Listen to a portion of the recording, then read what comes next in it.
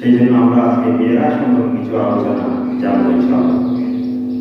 সম্মানিত হাজিরিন, কোরআন পাকের মধ্যে আল্লাহ রাসূলের অসংখ্য মুজিজার কথা বলা হয়েছে। তার মধ্যে অন্যতম একটা মুজিজা হচ্ছে মেরাজ নবী সাল্লাল্লাহু আলাইহি ওয়াসাল্লাম। এটা অত্যন্ত ফজিলতপূর্ণ একটা মুজিজা। উম্মতের জন্য যে মুজিজার অত্যন্ত কি রয়েছে, ফজিলত রয়েছে, যে মুজিজা সম্পর্কে আল্লাহ স্বয়ং সূরা বানী ইসরাঈলের শুরুতে আয়াত বলে দিয়েছে। আল্লাহ রাব্বুল আলামিন সূরা বানী ইসরাঈলের শুরুতে বলেন, আউযু বিল্লাহি মিনাশ শাইতানির বিসমিল্লাহির রাহমানির রাহিম, সুবহানাল্লাযী আসরা বিআবদিহি লাইলাম মিনাল মাসজিদিল হারামি ইলাল মাসজিদিল আকসা আল্লাযী বারাকনা হাওলাহু লিনুরিয়াহু মিন আয়াতিনা ইন্নাহু সামিউন বাসীর। এখানে আল্লাহ পাক সুবহানাহু ওয়া তাআলা বলেন, সুবহান, সেই পবিত্র সত্তার কসম, সেই পবিত্র সত্তার শপথ করে বলছি,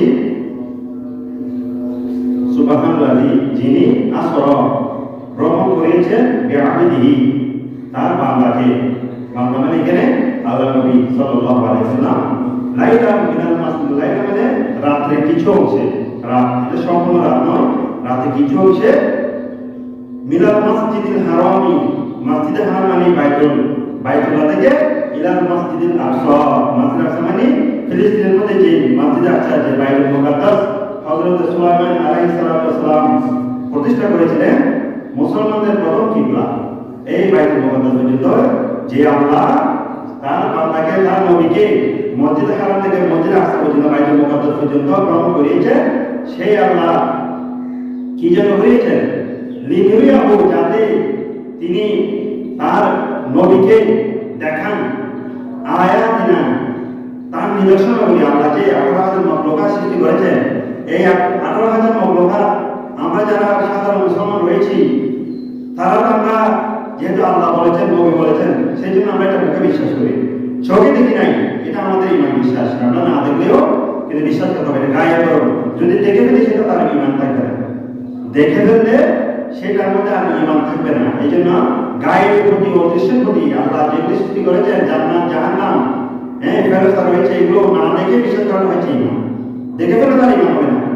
আমি যখন সাকারাতের মধ্যে বিছানায় যখন পড়ে যাব, চোখের মধ্যে যখন খুলে যাব, তখন আর ইমান, ওই ইমানের কোনো কাজ নাই। যেভাবে ইমান আনতে চেয়েছিল ফেরাউন, তখন সেই চোখের দৃষ্টিতে দুনিয়ার পর্দা বন্ধ হয়ে গিয়েছিল, যে আখিরাতের পর্দা দেখতে পাচ্ছে। তখন সে বলতে চায় না, এখন আমি কি করতে চাই, ফল মানতে চাই। আল্লাহ বলছে পুরো করার সময় নেই। তাহলে ইমান হচ্ছে না দেখার বিশ্বাস করা। তাহলে এই যে আল্লাহ জান্নাত জাহান্নাম সৃষ্টি করেছেন, এগুলো আল্লাহ 18,000 মখলুকাতের মধ্যে কাউকে আল্লাহ সরাসরি দেখার নাই। একমাত্র আপনার নবী, আমার নবী বিশ্বনবী হযরত মুহাম্মদ সাল্লাল্লাহু আলাইহি ওয়াসাল্লামকে দেখিয়েছেন। আলহামদুলিল্লাহ, যেহেতু আমরা সবাই না দেখে আল্লাহর ঈমান আনবো, কিন্তু আল্লাহ বলে যে আমার 18,000 মখলুকাত যদি আমি আমার একজন বান্দাকে যদি না দেখাই, তাহলে সেটা অপূর্ণ থেকে যাবে। সেজন্য আমি এমন একজন বান্দা, এমন একজন নবী, এমন একজন রাসূলকে আমি সিলেক্ট করব, যে রাসূল যদি এসে বলে যে আমি আল্লাহ জান্নাত জাহান্নাম 18,000 মখলুকাত দেখেছি, যারা নির্দ্বিধায় সেই রাসূলের কথা বিশ্বাস করে নিবে, সেই রকম একজন বান্দাকে আমি সিলেক্ট করে নিলাম। উচ্চতে বললাম আলহামদুলিল্লাহ। সেই নবী হচ্ছেন আমার নবী, আপনার নবী। নবী সাল্লাল্লাহু আলাইহি ওয়াসাল্লামকে আল্লাহ 18,000 মখলুকাত সব কিছু দেখিয়েছেন। তাহলে আল্লাহ কোন কায়নাত একেবারে সশরীরে নিজ চোখে কখনো চোখও মুবারকে দেখেছে বিশ্বনবী হযরত মুহাম্মদ সাল্লাল্লাহু আলাইহি ওয়াসাল্লাম। উচ্চারণ দিয়ে বলুন আলহামদুলিল্লাহ। তাহলে এই নবী দুনিয়াতে এসে যখন বলবে আমি জান্নাত থেকে জাহান্নাম দেখেছি, তাহলে সেটা কি হবে? না, উম্মতের জন্য গ্যারান্টি হবে। সেই জন্য আল্লাহ নবীকে এই মসজিদে হারাম থেকে মসজিদে আকসা পর্যন্ত প্রথমে যে ভ্রমণটা করেছিলেন, এটা নাম হচ্ছে ইসরা। এটা কি? এটা মেরাজ নয়। মেরাজ এবং ইসরার মধ্যে কি বেশ কম রয়েছে, কি রয়েছে? পার্থক্য রয়েছে। মসজিদে হারাম থেকে বাইতুল মুকাদ্দাস পর্যন্ত ভ্রমণকে ইসরা বলা হয়। আর ওই ইসরার মধ্যে ওই বাইতুল মুকাদ্দাস থেকে যখন আল্লাহ রাসূল সাল্লাল্লাহু আলাইহি ওয়াসাল্লাম হাদিসে পাকের মধ্যে আসেন, 1,24,000 পয়গম্বর আলাইহিস সালামকে নিয়ে 2 রাকাত নামাজ পড়তেন, এবং নামাজ পড়ার পর ওখান থেকে আল্লাহ রাসূল সাল্লাল্লাহু আলাইহি ওয়াসাল্লাম কিছু পানি জাতীয় কিছু দেওয়া হয়। একটা পাত্রের মধ্যে কিছু মদ ছিল, আর পাত্রের মধ্যে কিছু কি ছিল? শরবত ছিল, দুধ ছিল। আল্লাহ রাসূল সাল্লাল্লাহু আলাইহি ওয়াসাল্লামের সামনে যখন দেওয়া হলো, আল্লাহ রাসূল ওই ওই দুধকে কি দিলেন? দুধকে বেছে দিলেন, মদ ছেড়ে দিলেন। চোখে বলুন আলহামদুলিল্লাহ। সেই জন্য উম্মতে মুহাম্মদের জন্য মদ হারাম। যেহেতু আল্লাহ রাসূল সামনে ধরে দেওয়া হয়েছিল, এগুলো এই মদ নয়, দুনিয়ার কোনো মদ নয়, জান্নাতের মদ দেওয়া হয়েছিল। তবুও আল্লাহ রাসূল সাল্লাল্লাহু আলাইহি ওয়াসাল্লাম ওই দুধটাকে কি দিলেন? বেছে দিলেন। যেহেতু আল্লাহ রাসূল ওই দিন মদটাকে যদি বেছে নিতেন, তাহলে উম্মতে মুহাম্মদীরা মদের দিকে বেশি ঝুঁকে পড়তো, মদের দিকে বেশি ঝুঁকে পড়তো। সেই জন্য আল্লাহ রাসূল সাল্লাল্লাহু আলাইহি ওয়াসাল্লাম দুধের পেয়ালাটা বেছে দিলেন, উনি ওখান থেকে পান করলেন। এবং আম্বিয়া আলাইহিস সালাম আমাদেরকে 1,24,000 আমাদেরকে সাথে নিয়ে নামাজ পড়ে উনি ওই বাইতুল মুকাদ্দাস থেকে আশারি পর্যন্ত যে ভ্রমণ করেছিলেন, এটাকে বলা হয় মেরাজ। উচ্চারণে বলুন আলহামদুলিল্লাহ। তাহলে মেরাজ ইসলামের পাত্র করেছে। ইসরা বলা হয় বাইতুল মুকাদ্দাস থেকে, বাইতুল হারাম থেকে, বাইতুল হারাম থেকে বাইতুল মুকাদ্দাস পর্যন্ত ইসরা। ওখান থেকে যে ভ্রমণ হয়েছিল আশারি পর্যন্ত, ওটাকে বলা হয় মেরাজ। মেরাজ হলো ঊর্ধ্বগমন করেছে। সম্মানিত হাজিরিন, এই আল্লাহ সর্বপ্রথম যে শব্দটা ব্যবহার করেছেন সুবহান, সুবহান মানে ভূত পবিত্র, সেই রব্বুল আলামিনের কসম। আল্লাহ নিজেই নিজের কথা বলেছেন। একটা জিনিস মনে রাখবেন, আল্লাহ কোরআনে পাকের মধ্যে যা বলেছেন, এই আয়াতের মধ্যে, এই মুআযাজাগুলোর মধ্যে সামান্য পরিমাণ যার অস্বীকার থাকবে, যার অবিশ্বাস থাকবে, তার ঈমান সেখানে থেমে যাবে, ধ্বংস হয়ে যাবে। কিন্তু আল্লাহ কোরআনের মধ্যে কোনো কি সন্দেহ রাখা যাবে না। আল্লাহ কোরআনের ঈমান আনতে হবে, ঈমান। কিন্তু আল্লাহ যা বলেছেন তা অবশ্যই মেনে নিতে হবে, মেনে নিতে হবে অবশ্যই। কিন্তু তারপরেও আল্লাহ সেখানে কসম দিয়ে বলতেছেন যে আমি এখন যে কথাটা বলবো, যে আলোচনাটা করবো, সেটার ব্যাপারে আমি নিজের পবিত্রতা ঘোষণা করছি, আমার নিজের পবিত্রতা ঘোষণা করছি। আমি আবার নিজের নাম কসম থাকছে সুবহান নামে। আল্লাহ একটা নাম সুবহান রয়েছে, পবিত্র। এই সুবহানার কসমকে বলছি, এখন যে কথাটা বলবো সেটা হচ্ছে, সেটা 100% 100% সত্য ঘটনা। আলহামদুলিল্লাহ।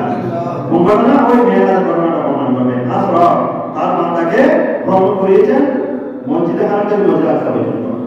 সুতরাং আপনারা সবাই কম বেশি মেয়েরাজের ঘটনা আমি সংক্ষেপে, যেহেতু এটা মেয়েরাজ না, আমি সংক্ষেপে কিছুটা কথা সময়ের মধ্যে আমি কিছুটা কথা বলে শেষ করে দেব ইনশাআল্লাহ। এখানে আল্লাহ রাসূল সাল্লাল্লাহু আলাইহি ওয়াসাল্লাম প্রথমে ওনার ফুফু উম্মে হানি রাদিয়াল্লাহু তাআলা ওনার খোঁজার মধ্যে ঘুমিয়েছিলেন। ওই সময় দেখতে পারেন যে ওনার ছাদ মোবারক, ওই করে ছাদ মোবারক ফেটে হযরতে জিবরাইল আলাইহিস সালাম কি করলেন? ফেরেশতা নিয়ে নাযিল হলেন এবং রাসূল ঘুমন্ত অবস্থায় আল্লাহ রাসূলকে জাগ্রত করার পর হযরতে জিবরাইল আলাইহিস সালাম ওনাকে দাওয়াত দিলেন যে হে আল্লাহর হাবিব, আল্লাহ রাব্বুল আলামিন আপনাকে আশা আযীমের দাওয়াত দিয়েছেন। ইনশাআল্লাহ দিব আলহামদুলিল্লাহ। কেন? আল্লাহ রাসূল সাল্লাল্লাহু আলাইহি ওয়াসাল্লাম, আমি সাধারণভাবে বলতেছি, আল্লাহ রাসূল সাল্লাল্লাহু আলাইহি ওয়াসাল্লামকে ঘুম থেকে তুলে ওনার সবকে সরজা করা হয়, সিনা মোবারক জমজমের উপর পাশে নিয়ে সিনা মোবারক কি করে বিভিন্ন করে ওপেন হার্ট সার্জারি যেটা বলা হয়, এখান থেকে নিয়ে ওনার হৃদয় মোবারক, যেটা কলম মোবারক নিয়ে জমজমের পানি দিয়ে সুন্দর করে পরিষ্কার করে ওখান থেকে যা কিছু মানবীয় গুণাবলী আল্লাহ ওনার মধ্যে ছিলেন, সব কিছুকে উনি ধুয়ে পবিত্র করে আবার ওই বুকের মধ্যে সুন্দর করে দিয়ে কি করে সেলাই করে দিয়ে ওনাকে পবিত্র করে ওনাকে আবার আশা দিবে কি বরণ করার জন্য প্রস্তুত করলেন। এবং সাহাবায়ে বলছেন যে আমরা যখন আল্লাহ রাসূলের শরীর মোবারক থেকে যখন কাপড় একটু কি হতো সরে যেত, আমরা আল্লাহ রাসূলের যে ছাড়া সিনা সবকে সদর করা হয়েছে, সিনা মোবারক ওপেন হার্ট সার্জারি করা হয়েছে, আমরা আল্লাহ রাসূলের এই সিনা মোবারকের মধ্যে সেই দাগটা দেখেছি। উচ্চারণে বলুন আলহামদুলিল্লাহ। সাহাবায়ে কেরাম আল্লাহ রাসূল যেখানে সার্জারি করা হয়েছে এখানের মাধ্যমে এটা চিহ্ন বা দাগ তখন রয়ে গিয়েছিলেন।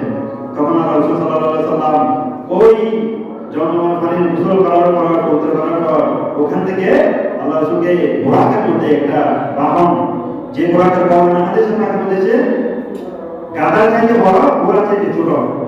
গাধার চাইতে কি বড়, ঘোড়ার চাইতে ছোট।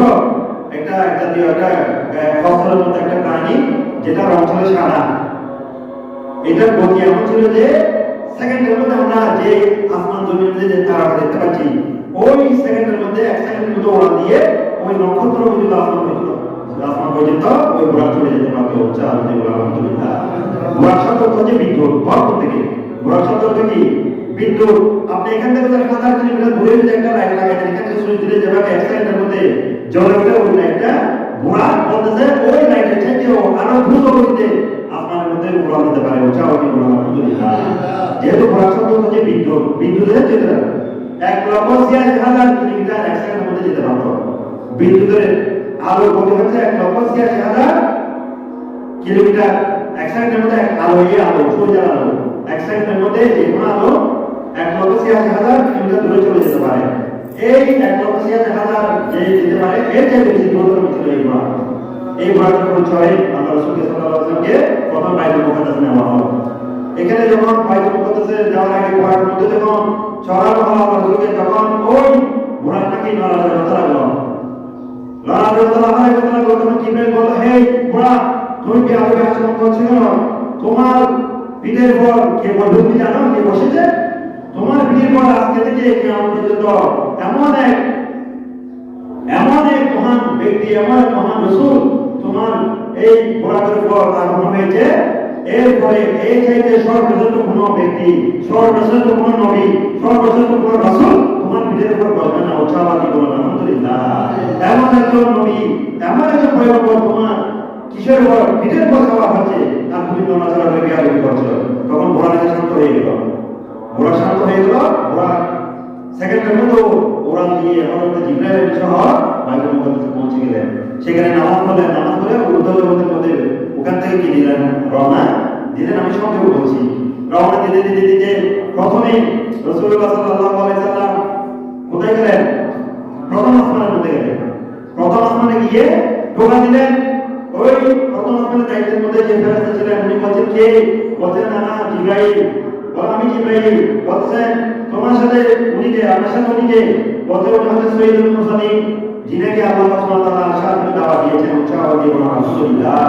তখন নবীকে প্রথম আসমানের মধ্যে প্রথম আসমান খুলে দেওয়া হলো। বলে, আহলান সাহলান, আহলান সাহলান, হে মেহমান আল্লাহ, আপনার সম্পর্কে আমাদেরকে বলে দিয়েছেন আপনি আসবেন, আপনাকে সুস্বাগতম।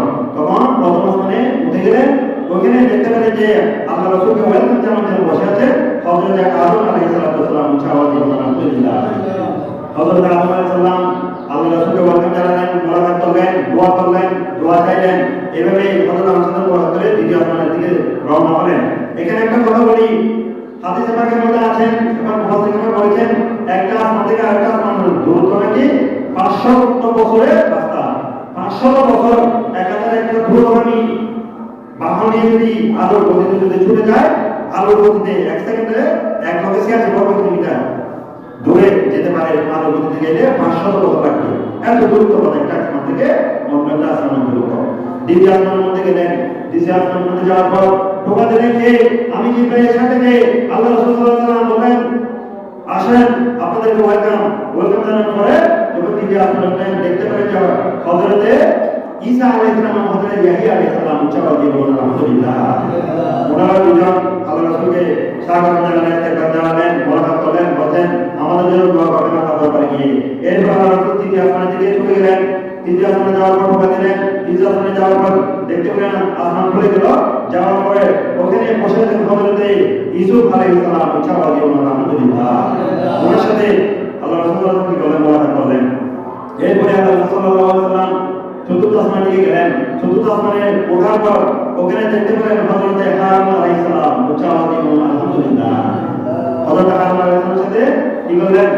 আল্লাহ রাসূল সাল্লাল্লাহু আলাইহি ওয়াসাল্লাম না হযরত ইদ্রিস আলাইহিস সালাম। চতুর্থ আসমানে হযরত ইদ্রিস আলাইহিস সালামের সাথে মোলাকাত করলেন। ওনার সাথে মোলাকাত করে দোয়া নিয়ে আমার সামনে দিয়ে গেলেন। পঞ্চম আসমানে গেলেন। পঞ্চম আসমানে যাওয়ার পর ওখানে বলা হলো, আপনি কে? আমি জিবরাইলের সাথে কে? আল্লাহ রাসূল। এই যে ওনারা আমাদেরকে দাওয়াত দেওয়া হয়েছে, হ্যাঁ, ওনাকে দাওয়াত দিয়ে আসমান দিয়ে যেতে বলেছেন। আসমান খুলে দেওয়া হলো।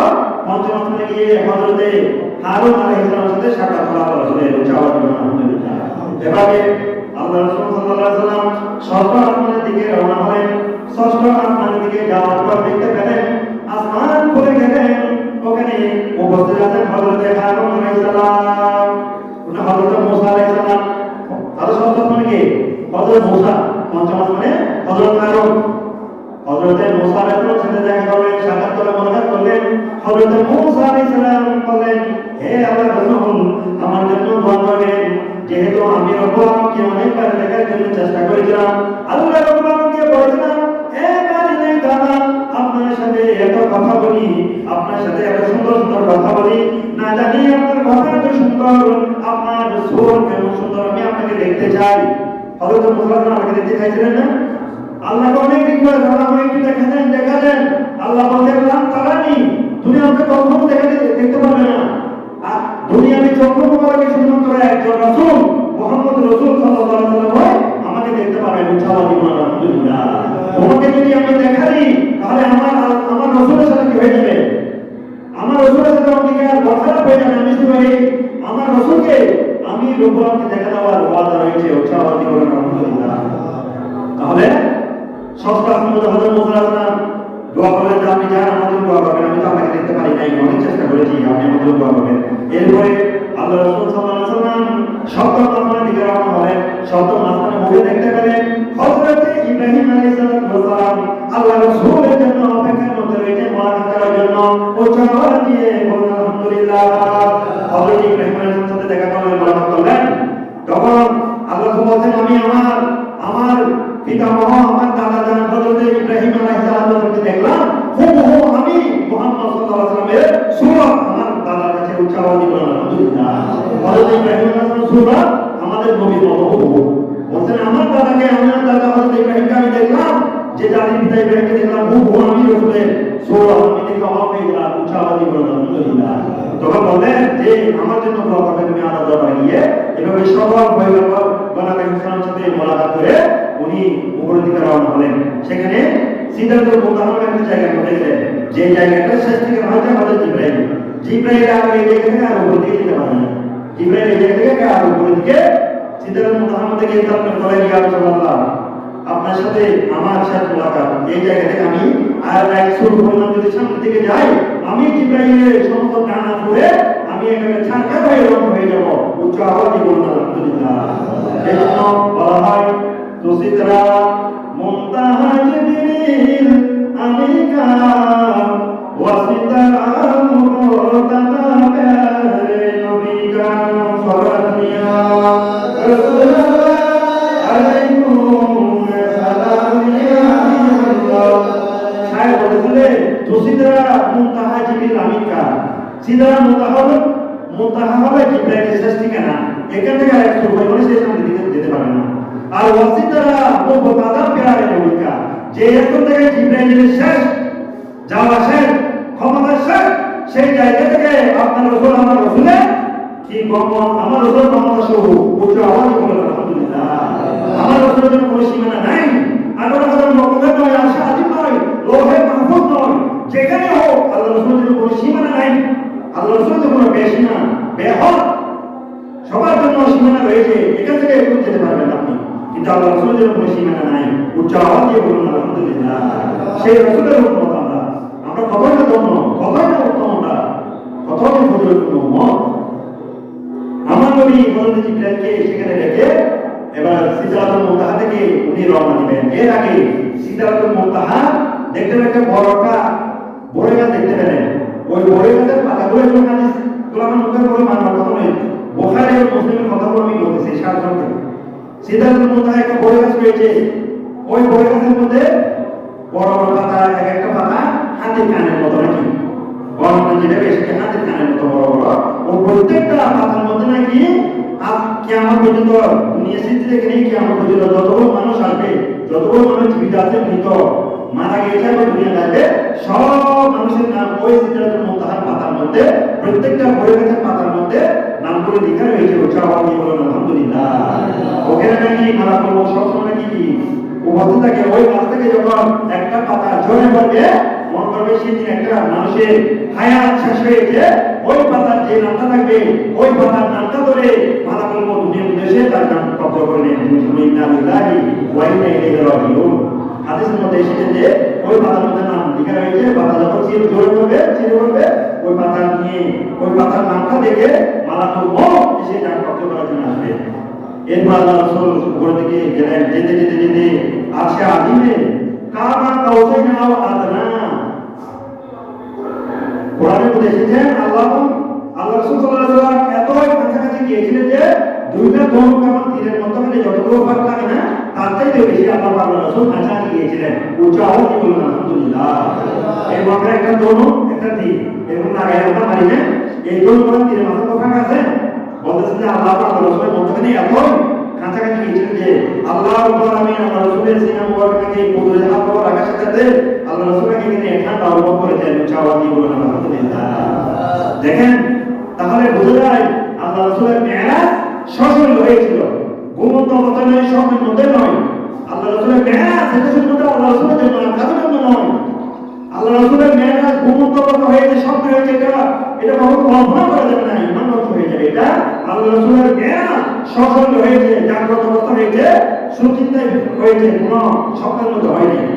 উচ্চ আওয়াজে বলেন আলহামদুলিল্লাহ। এখন দেখেন আল্লাহ রাসূল সাল্লাল্লাহু আলাইহি ওয়াসাল্লাম আল্লাহ রাসূলের অনেকদিন কথাবার্তা হলো, অনেক কথাবার্তা হলো আল্লাহ রাসূলের সাথে। শেষ পর্যন্ত কথাবার্তা হওয়ার পর আল্লাহ রাব্বুল আলামিন যেহেতু দাওয়াত দিয়েছেন, যেহেতু আল্লাহ রাসূলের মন পেরেশান ছিল কি জন্য, যে বছর মেরাজ হবে সেই বছর আল্লাহ রাসূলের দুইজন আপনজন, কলিজার টুকরা দুইজন আপনজন দুনিয়া থেকে কি করেছিলেন, ইন্তেকাল করেছিলেন। ইন্না লিল্লাহি ওয়া ইন্না ইলাইহি রাজিউন। একজন হচ্ছে খাদিজা কুবরা, আর একজন হচ্ছে চাচা আবু তালেব। আপনারা সবাই আল্লাহ রাসূলের জীবনকাহিনী শুনেছেন। চাচা আবু তালেব কত কষ্ট করে আল্লাহ রাসূলকে লালন পালন করেছিলেন। কাফের মুশরিকরা শুধুমাত্র একমাত্র চাচা আবু তালেবের কারণে আল্লাহ রাসূলকে অত্যাচার করতে পারতেন না। আল্লাহ রাসূলকে তারা অসংখ্য চেষ্টা করেছিল হত্যা করার জন্য, মেরে ফেলার জন্য, কিন্তু চাচা আবু তালেবের জন্য তারা কখনো সাহস করে নাই। এই চাচা আবু তালেব দাদার পরে, মায়ের পরে, বাবার পরে, মাথার উপর ছায়া হয়ে সারাটা জীবন আল্লাহ রাসূল আপনি রেখেছেন। সেই পিতামহ চাচা দাদা তারা বলে আল্লাহ রাসূল দুনিয়ার মধ্যে এমন বড় কষ্ট পেয়েছিলেন যে আল্লাহ রাসূলের দুনিয়া নাকি একেবারে মানে অস্থির হয়ে গিয়েছিলেন। এরপর হচ্ছে দ্বিতীয় যিনি আল্লাহ রাসূলকে বেশি কি করেছেন ইসলাম প্রচারের জন্য এবং সাপোর্ট দিয়েছেন, তিনি হচ্ছেন মা খাদিজা কুবরা, আল্লাহ রাসূলের প্রথম স্ত্রী খাদিজা রাদিয়াল্লাহু তাআলা। আপনি বুঝতে বললেন দুনিয়ার মধ্যে একেবারে পাগল হয়ে গেলেন। যে খাদিজা আল্লাহ রাসূলকে, আর যে খাদিজার গর্ভে আল্লাহ রাসূলের সন্তানেরা জন্মগ্রহণ করেছিলেন, যে খাদিজা আল্লাহ রাসূলের যখন কবির অবস্থা তখন নিজের ধন সম্পদ দিয়ে ইসলাম প্রচার করার জন্য আল্লাহ রাসূলকে যথেষ্ট সাহায্য করেছিলেন, সেই খাদিজার উপরে যখন ইন্তেকাল করলেন উনি বুঝতে বললেন একেবারে খুব খেয়ে গেলেন, চিন্তা পেরেশানিতে পড়ে গেলেন। তখন আল্লাহ রাসূলের সেই পেরেশানি, দুঃখ, দুর্দশা, কষ্ট দূর করার জন্য আল্লাহ মেরাজের দাওয়াত দিয়ে আশা আসলে দাওয়াত দিয়ে গেছিলেন। উচ্চ আওয়াজ দিয়ে বলুন আলহামদুলিল্লাহ। তাহলে এই আল্লাহ রাসূলকে আল্লাহ সান্ত্বনা দিলেন, অনেক কিছু বললেন, অনেক কথা বললেন। কেউ হাদিসে পাকের মধ্যে মুফাসসিররা বলছেন আল্লাহ রাসূলের মেরাজে ওই আশা আসলে নবীকে 27 বছর ছিলেন, 27 বছর বলতে পারলেন। তাহলে আল্লাহ রাসূলের কাছে যাওয়ার পর দুনিয়া তো যেভাবে কম কিছু এইভাবে ছিল। আল্লাহ মুফাসসিররা বলছেন এখানে যে আল্লাহ রাসূল হচ্ছে 18,000 মখলুকাতের রূহ যেভাবে দুনিয়া থেকে শরীর থেকে যখন চলে গেলে আমরা যেভাবে থাকি সেভাবেই করে থাকি, কোনো নড়াচড়া করার সুযোগ নাই। আল্লাহ রাসূল হচ্ছে দুনিয়ার রূহ ছিলেন, 18,000 মখলুকাতের রূহ। আল্লাহ রাসূল সামনে থেকে চলে গেলে এই দুনিয়ার সমস্ত কার্যক্রম আল্লাহ স্টপ করে দিলেন। উচ্চ আওয়াজ দিয়ে বলুন আলহামদুলিল্লাহ। গোল এখন যেভাবে আছে একটা মসজিদের মধ্যে অ্যাকাউন্টের ব্যাটারি নিয়ে ফেলে যেভাবে গরিটা কেমন করতে যেভাবে থেকে যাবে, তেমনিভাবে আল্লাহ রাসূল যখন দুনিয়া থেকে নিয়ে গেলেন দুনিয়ার রাষ্ট্রবিরোধতা সব বন্ধ হয়ে গেলেন। এখানে আমরা ব্যাখ্যা পেয়েছিলাম বিজ্ঞান বৈজ্ঞানিক অনেক ব্যাখ্যা পেছনে রয়েছে, এগুলো সম্মানে হিসেবে বলতে পারছি না। অনেক বৈজ্ঞানিক অনেক ব্যাখ্যা পেছনে আছে কি জন্য দুনিয়া আল্লাহ রাসূল দুনিয়া থেকে যাওয়ার পর কেন দুনিয়া স্টপ হয়ে গেছিল, সময় সেকেন্ড কেন বন্ধ হয়ে গেছিল, এখানে বৈজ্ঞানিক ব্যাখ্যা রয়েছে, সময় সংযোগ সেদিন বলছি না। এরপরে আল্লাহ রাব্বুল আলামিন বললেন হে রাসূল আমি আপনাকে এখানে এসেছেন সেজন্য আপনাকে 3টা উপহার দিচ্ছি। 3টা উপহার, যেহেতু আমরা যদি কারো ঘরে বেড়াতে যাই আমরা উপহার নিয়ে যাই, আমরা আসার সময় কিছু উপহার নিয়ে আসি। কিছু আমাদেরকে দেয় না, মেজবানি গেছি উপহার নিয়ে গেছি, আসার সময় কিছু তাবারক দিয়ে দেয়, মেজবানি তাবারক দিয়ে দেন। মহিলাতে গেছি, রাতে আমাদের গেছি, ওখানে আমরা যাওয়ার পর যখন কিছু নিয়ে গেছি হাদিয়া, আসার সময় কিছু তাবারক দিয়ে দিলেন। এটা হচ্ছে আল্লাহ নবী সাল্লাল্লাহু আলাইহি ওয়াসাল্লাম, এটা আমরা দুনিয়ার মধ্যে করে থাকি। আল্লাহ বলেছেন যে হে আলী আপনি আমার কাছে এসেছেন, আমি আপনাকে কি দিব? আমি আপনার জন্য আপনার উপদেশের 3টা উপহার দিলাম। উচ্চ আওয়াজে বলুন আলহামদুলিল্লাহ। নবী আমি রব্বুল আলামিন আপনাকে প্রথম যে জিনিসটা উপহার দিলাম সেটা হচ্ছে 5 ওয়াক্ত নামাজ, 50 ওয়াক্ত নামাজ দিতেন প্রথমে। 50 ওয়াক্ত নামাজ অনেক বড় কথা, এই হাদিসে পাকের মধ্যে আছে, আমি সংক্ষেপে সেদিন বলছি। 50 ওয়াক্ত নামাজ দিলেন, আর এগুলো বলছি। এরপরে দিল সূরা বাকারা আছে 2 আয়াত 3 আয়াত, যেগুলো আমার রাসূল বিনামূল্যে এই আমার রাসূল বিনামূল্যে যে আয়াতগুলো এগুলো আল্লাহ রাব্বুল আলামিন মেরাজের দিনে, মেরাজের রাতে আল্লাহ রাসূলকে ধোঁকা দিয়েছিলেন। এই জন্য এই আমার রাসূল বিমুজিরে যে সূরা বাকারার যে শেষ আয়াত রয়েছে, এগুলো বেশি বেশি বললে মেরাজের যে ফজিলত সেটা বান্দাদের আল্লাহ রাসূল যে মেরাজ করে যে ফজিলতটা পেয়েছেন, এই ফজিলতের কিছু অংশ আল্লাহ রাসূলের উম্মতদেরকে আল্লাহ দান করবেন। চাওয়াতি বলে আলহামদুলিল্লাহ। তাহলে আমরা সূরা বাকারার শেষ আয়াত স্মরণ করব। এরপর আরেকটা দিয়েছেন যে আল্লাহ রাব্বুল আলামিন বলেন, হে আমার নবী, আপনার উম্মতরা যদি কোনো গুনাহ করার পরেও যদি আমি রব্বুল আলামিনের কাছে মাফ চাই, আমি তাদেরকে মাফ করে দিব, এটা বলে দিবেন। চাওয়াতি বলে আলহামদুলিল্লাহ। তিনটাও কথা বলছেন, আপনার উম্মতরা যতই গুনাহ করুক না কেন, আমার কাছে যদি তওবা করে মাফ চাই, আমি তাকে অবশ্যই মাফ করে দিব। তিনটাও কথা নামাজ পড়তে হতো। তারপর হচ্ছে সূরা বাকারার শেষ আয়াত, দুইটা আয়াত শেষ হচ্ছে কোন গুনাহ করে থাকলে আপনার উম্মতকে বলে দিবেন, আমার কাছে মাফ চাইলে আমি তাকে মাফ করে দেব। চাওয়াতি বলে আলহামদুলিল্লাহ। এই তিনটাও কথা দিলেন। আমাদের যখন আমার দিয়ে বিদায় নিয়ে আমার কাছে আসতেছেন, সব আসমানের মধ্যে হযরত মুসা আলাইহিস সালাম এখন অপেক্ষায় রয়েছেন আল্লাহ রাসূলকে স্বাগত জানানোর জন্য, ইস্তেকবার জানানোর জন্য। উনি বলেন, আল্লাহ দরবারে গেছেন, আমার কথা বলেছেন, আমাদের যে প্রভাবের বলে সবার জন্য বলেছি, বলছে আল্লাহ আমার উম্মতদের কি দিয়েছে, বলছে আমার উম্মতদের 50 ওয়াক্ত নামাজ দিলেন। তখন হযরত মুসা আলাইহিস সালাম বলেন, হে আল্লাহ রাসূল, আমি আপনাকে একটা অনুরোধ জানাবো, আমার উম্মতদেরকে আমি এক ওয়াক্ত নামাজ পড়াতে পারি নাই, আর আপনার উম্মতদেরকে আপনি কিভাবে 50 ওয়াক্ত নামাজ পড়াবেন? আপনার মধ্যে যেটা অনেক কিছু হয়ে যাবে, আপনি আল্লাহ দরবার আবার যান, একটু দয়া করে গিয়ে বলবেন আমার মধ্যে জন্য এত নামাজ কম পারবেন, আমার মত হায়াত কম হবে, সময় কম পাবে, সাংসারিক কাজ বেড়ে যাবে, পারিবারিক কাজ বেড়ে যাবে, এই রাষ্ট্রীয় কাজ, তারপরে বিভিন্ন কাজ বেড়ে যাবে। আমার মধ্যে এত ছোট হায়াত নিয়ে এত অল্প নামাজ করতে পারবে না। তখন আল্লাহ আল্লাহ করে যান, আপনার মধ্যে যেন 5 ওয়াক্ত নামাজ কমাই দিলাম। আবার সন্তান আসার সময় আবার মুসা আলাইহিস সালাম মাকড়াকে বললেন, ইয়া রাসূলুল্লাহ, আপনার উম্মতরা 50 ওয়াক্ত নামাজ পাবে না, আপনি একটু বুঝিয়ে বলেন আল্লাহকে। এভাবে আল্লাহ রাসূল নাকি হযরত মুসা আলাইহিস সালামের কাছে আসার সময় নাকি কয়বার 9 বার দেখা হয়েছে, 9 বার দেখা হবে, 9 বার গিয়েছে, 9 বার এসেছেন। এখানে একটা হাদিস রয়েছে, আল্লাহ রাসূলকে কেন এত কথা আছে, আল্লাহ রাসূল কেন, এটা নাকি একটা আশিক মাসুকের খেলা ছিল। হযরত মুসা আলাইহিস সালাম বলেন, এই আল্লাহ রাসূল, আমি তো আল্লাহর দরবারে যেতে পারি নাই, আপনি আল্লাহর দরবারে যাচ্ছেন, আল্লাহর নূরের কদর দিয়ে আপনার শরীরের সাথে লেগে আছে, এটা দেখে আমি মুসার চোখ জুড়ে যাচ্ছে, সেজন্য আমি আপনাকে বারবার পাঠাচ্ছি। এবং আমি তো যেতে পারি নাই, আমি আল্লাহর দরবারে আপনি গিয়েছেন, আপনাকে দেখে আমার অন্তরটা জুড়ে যাচ্ছে, সেজন্য আমি আপনাকে বারবার পাঠাচ্ছি। এভাবে হযরত মুসা আলাইহিস সালাম আল্লাহ নবীকে আল্লাহ দরবারে নাকি 9 বার গিয়েছেন, 9 বার পাঠিয়েছেন।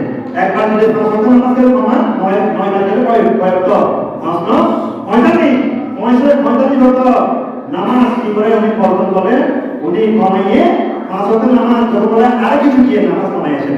তখন আল্লাহ রাসূল বলেন, এ মুসা আলাইহিস সালাম, আমি তো আল্লাহর দরবারে আর যেতে পারবো না, আমার লজ্জা লাগতেছে, আমার শরম লাগছে, আমার উম্মতের জন্য আর কোনো নামাজ কমাতে আমি যেতে পারবো না, আমার লজ্জা লাগছে।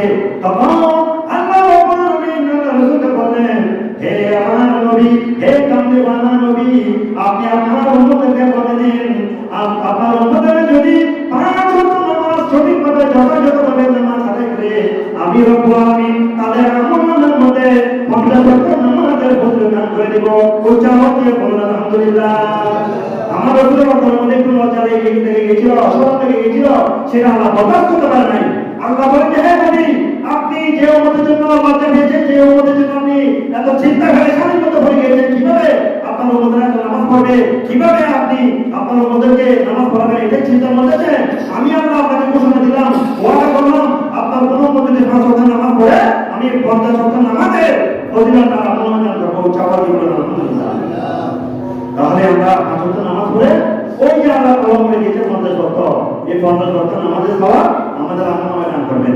এভাবে আল্লাহ রাব্বুল আলামিন তিনটা পাহাড়ের মধ্যে এই নামাজ উপহার। এই জন্য বলা হয় সালাতুল মিরাজুল মুমিনিন, আমরা নামাজটা পড়ার জন্য চেষ্টা করব। নামাজটা বাদ দেওয়া যাবে না।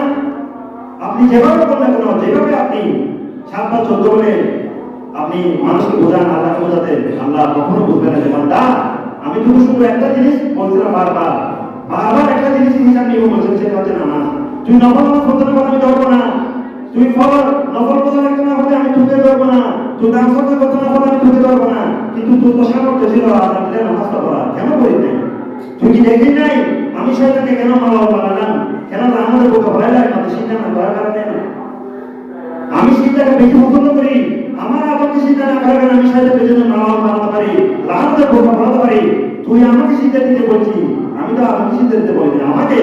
আমি সিজদাকে বেশি পছন্দ করি। সেই জন্য দুনিয়ার কোনো মানুষের কাছে, কোনো বান্দার কাছে, কোনো সৃষ্টিজীবের কাছে এই কবরটাকে লাগানো যাবে না। শিরিক আকবর। এই জন্য আমরা মাথার মধ্যে কি সিজদা দিতে পারবো না, মাথাকে সিজদা দেবো না। এই সিজদাটাই কবরটাকে জান্নাত আল্লাহর জন্য। সেই জন্য হযরতে মুজাদ্দিদ আল-হোসানি বাদশাহ জাহাঙ্গীর ওনাকে বললেন যে, হে মুজাদ্দিদ আল-হোসানি, তুমি আমার দরবারে আমি যেটা বলছি সেটাই মানতে হবে। মুজাদ্দিদ আল-হোসানি বলেন, না বাদশাহ সাহেব, আমি দুনিয়ার বাদশাহ, আমার ইসলামের সাথে যেগুলো মিলে আমি সেগুলো আপনার কথা মানবো, ইসলামের সাথে যেগুলো সাংঘর্ষিক সেগুলোর ব্যাপারে আমি আপনার সাথে আপোষ করতে পারবো না। তখন অনেক চেষ্টা করলেন, শেষ পর্যন্ত লাঞ্ছিত অপমানিত করার জন্য আল্লাহ ছাড়া বাদশার সামনে মাথা নত করার জন্য ওনাকে বলেন যে, এই মুজাদ্দিদ আল-হোসানিকে নিয়ে আসেন, ধরে নিয়ে আসো। তার জন্য একটা ঘর বানানো হলো, কামরা বানানো হলো। বাদশা এখানে বসে আছে, ওনার সামনে একটা ঘর বানানো হলো, দরজা বানানো, গেট বানানো হলো। যেভাবে এভাবে বানানো হলো, যেভাবে পুলিশ করার জন্য সবাই বাদশাকে পুলিশ করতো, কিন্তু মুজাদ্দিদ আল-হোসানি পুলিশ করতো না, সালাম করতো না মাথায় ঢুকিয়ে। সেটা বাদশার অন্তরের মধ্যে কি লাগলো, ইগুর মধ্যে লাগলো যে সবাই পুলিশ করে আমাকে সালাম দিল, আর এই মুজাদ্দিদ আল-হোসানি ফকির মানে এই কি দরবেশ আমাকে সালাম করবেন, এটা কখনো হতে পারে না, তাকে করাতে হবে, বাধ্য করবো। তখন তার জন্য একটা গেট বানানো হলো, গেটের মধ্যে তাকে বলতেন যে এই গেটে ঢুকে যেতে হবে। তখন মুজাদ্দিদ আল-হোসানি উঠে দাঁড়িয়ে থাকলেন, বলতেন, না আমি এই গেটে যাবো না, আমি যেমন শুধু হয়ে যেতে পারবো না, অন্য গেটে যাবো না। তখন ওনাকে দেখছেন যে বড় বড় একেবারে ভালো যে ভবন যাদেরকে বলা হয়, আমরা বড় বড় একেবারে শক্তিশালী মানুষ যারা রয়েছেন, এদেরকে দিয়ে তাকে অনেক চেষ্টা করানো হলো ঢোকানোর জন্য। দেখতে পেলে যে এমন শক্তি মুজাদ্দিদ আল-হোসানির মধ্যে চলে যায়, এমন শরীরের স্ট্রাকচার এমন শক্তিশালী হয়ে গেল, ওই মানুষেরা অনেক চেষ্টা করার পরেও ওনাকে ঢোকাতে পারল না। সর্বশেষ ওই বাদশাহ সালামের কথা বাধ্য হয় যে উনি হচ্ছেন একজন আল্লাহর ওলি, ওর সাথে বিয়ারি করা যাবে না, ও চাওয়া দিবে না, আলহামদুলিল্লাহ। তাহলে ওনাকে ঢোকাতে পারেন নাই, বাদশাকে সালাম করার জন্য মাথা ঢোকাতে চেষ্টা করে পারেন নাই। তাহলে এটাই বলতে চাচ্ছি, এই মাথাটা একমাত্র আল্লাহর জন্য ঢোকাতে, আল্লাহ সেটা পছন্দ করেন। সর্বশেষ আমি এটাই বলতে চাই যে আমি এই মেরাজ থেকে শিক্ষা দিই। মেরাজ থেকে শিক্ষা হচ্ছে আল্লাহর বলেন যে আমাদেরকে রাখবে, অবশ্যই করতে হবে, এর কোনো কমতি করা যাবে না। আরেকটা জিনিস হচ্ছে, আল্লাহ আমাদেরকে একটা জিনিস শিক্ষা দিচ্ছেন, এটা হচ্ছে যে দুনিয়ার মধ্যে আমরা এখন বিজ্ঞান এতই ডেভেলপ হয়েছে, বিজ্ঞান এতই আধুনিক হয়েছে যে ইসলামকে জানার জন্য, বোঝার জন্য এখন আমরা এতই বিজ্ঞান সহজ করে দিয়েছে, এখন আমাদেরকে না বোঝার কিছুই নেই। একসময় মনে হতো যে মেরাজ বলতে কোনো কিছু ছিল, সব বাংলা ইচ্ছা কাহিনী, আর এখন বিজ্ঞানীরা বলছেন যে আল্লাহ রাব্বুল আলামিন আল্লাহ রাসূলকে যে মেরাজ করেছেন, এটা শুধু 100% নয়, এটা 100% নয়, 1000% নয়, 1,00,00,000,000% শিওর এবং বাস্তব উৎসাহী হলো। আলহামদুলিল্লাহ, বিজ্ঞানীরা এখন এমন কিছু আবিষ্কার করেছে যে সেকেন্ডের মধ্যে হাজার হাজার কিলোমিটার ধরে রকেটের মাধ্যমে তারা গ্রহ, নক্ষত্র, গ্যালাক্সি নিহারে রেখায় এবং বিভিন্ন জায়গার মধ্যে ভ্রমণ করতে পারে, এরকম অনেক কিছু আবিষ্কার হয়েছে। তখন তারা বলছেন যে আল্লাহ রাসূল সাল্লাল্লাহু আলাইহি ওয়াসাল্লাম ঘোড়ার মাধ্যমে যে মেরাজ করেছেন, এটা বাস্তব ঘটনা, সত্যি ঘটনা, যেটা আমাদের বিজ্ঞান সত্যতা প্রমাণ করে। বিজ্ঞানীরা এখন আবিষ্কার করেছেন রকেট সেকেন্ডের মধ্যে হাজার হাজার কিলোমিটার যেতে পারে। তাহলে বলতেছেন যে আমরা ক্ষুদ্র, আল্লাহ ক্ষুদ্র বান্দা হয়ে আমরা আবিষ্কার করলাম যে একটা রকেট বানানো যেতে সেকেন্ডের মধ্যে হাজার হাজার কিলোমিটার যেতে পারে। আল্লাহ যে জান্নাতি বুরাকের মাধ্যমে আল্লাহ রাসূলকে গ্রহণ করেছেন, সেই বুরাকের গতি কেন এক সেকেন্ডে 1,86,000 কিলোমিটার বেগে যেতে পারবে না? অবশ্যই যেতে পারবে। সেটা বিজ্ঞানীরা কি করে নিল, স্বীকার করে নিল। আলহামদুলিল্লাহ। সুতরাং মেরাজকে আর অস্বীকার করার কোনো সুযোগ নেই, মেরাজকে অস্বীকার করার সুযোগ নেই। আরেকটা জিনিস হচ্ছে মানুষ, আচ্ছা এরা সময় সঙ্গে অনেক হয়ে গেছে, আমি আর বলছি না, আমি ইনশাআল্লাহ কোনো একদিন আলোচনা করবো যে বিজ্ঞান এখন, আধুনিক বিজ্ঞান প্রযুক্তি এখন উন্নত হওয়ার পরে আমরা যেগুলো যদি বিশ্বাস করেছি গায়ে অস্বীকার মানে অদৃশ্য না দেখে বিশ্বাস করেছি, এগুলো যখন বিজ্ঞানের সাথে সব এখন সামঞ্জস্য হয়েছে, বিজ্ঞানের মাধ্যমে আমরা এগুলো একেবারে সত্যিকারে বুঝতে পারবো, সেই বিষয়টা নিয়ে কোনো একটা আলোচনা করবো। ওয়াসি দাওয়ানা আলহামদুলিল্লাহ।